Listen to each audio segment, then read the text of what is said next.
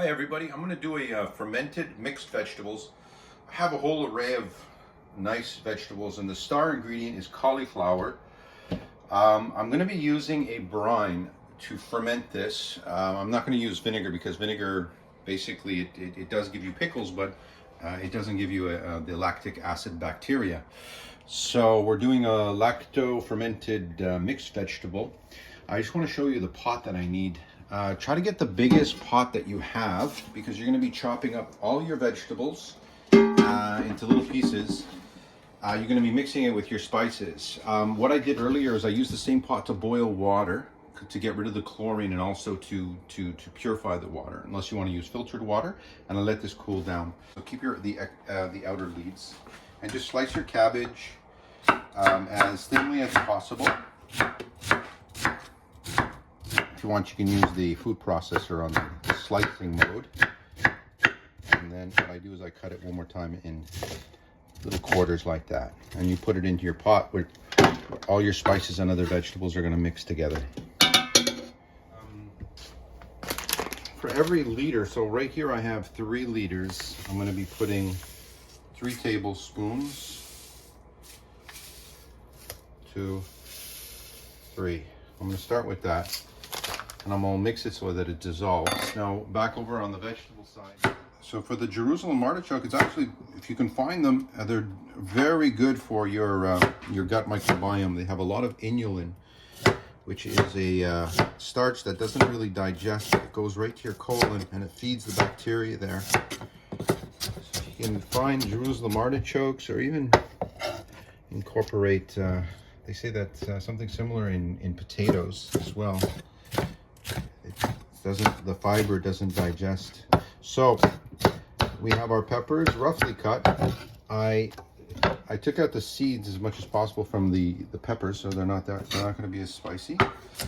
And I'm just cutting everything in rough chunks. I'm just going to add a little bit of garlic. I did my cauliflower, banana peppers, Jerusalem artichokes, radish, cabbage, and now I'm going to add the spices. Mint, if you want 2 tablespoons. Basil, I want 3 tablespoons. And cumin powder, I want 1 tablespoon. Coriander powder, 1.5 to 2. It's 2. Golpar, if you can find it, 1 tablespoon. And I'm just gonna do some freshly cracked pepper.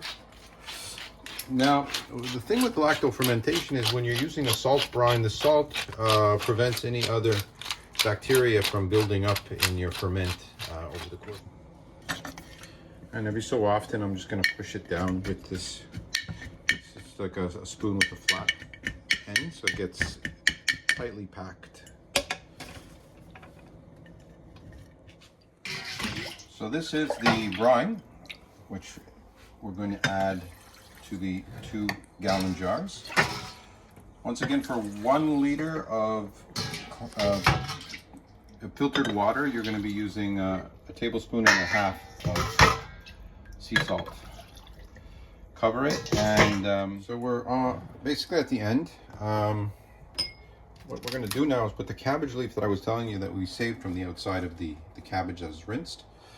This is our cover, and this is going to help keep the vegetables, all these little pieces, down from coming to the surface, because there's this thing called cam yeast which happens when these vegetables float on the surface. So we don't want those little veggies floating on the surface. That works like that, and then what you can do is fill up a little bag, seal it carefully, and put it on top. Now what I'm going to do, I don't have any fruit flies anymore, maybe 1 or 2, but they're not around anymore. And I'll put a little, actually I'm not going to do that yet. I'm going to leave it like this because, as you can see, it is closed.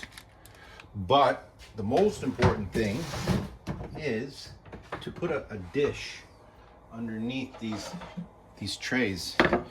Okay, or your little mason jar, put on a plate or bowl, because over the next few days the water is going to start fermenting a little bit, and there's going to be a little bit of water that comes out, and you'll have to empty this maybe once, and especially the first 3-4 days you'll see water, and then it will stop. So I will come back and I'll show you the finished product. Quick update on day 2 of fermentation. So it's been like 48 hours, and as you can see, this is how much liquid has come over the surface. And if you hit it, if you kind of just knock it a little bit, you might notice some air, some bubbles coming up, but it's doing well. Yeah, so you can see that. I'm gonna give it definitely another, until the bubbles subside. I'll give it, and then when the bubbles subside, meaning that most of the fermentation has terminated, then I'll give it a little taste. It should be kind of sourish, and if it's sour enough, then I'll put it in the fridge. Okay, so I'm back after 7 days, and just haven't tasted it yet. I'm just taking off the bag. And I'm thinking, I noticed that it's time to stop fermenting, simply because when you hit the side of the jar, there was bubbles coming up for the last week, especially the first 3 days.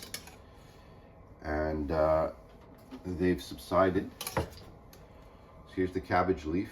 By the way, I put a piece of parchment paper over the cabbage leaf for extra insurance, so that the pieces of vegetables don't come over your cover. You don't want that to happen. So here it is. Some nice mixed vegetables. I noticed as it was fermenting, the smell wasn't of cabbage, it was more of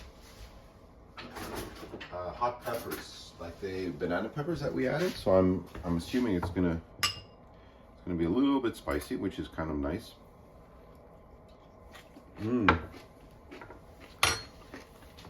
It's delicious, not too salty. And the little pick of heat comes through from the banana peppers. So it's a nice little mixed vegetable for the winter to accompany your meals and salads. I hope you try the recipe. Have a good day.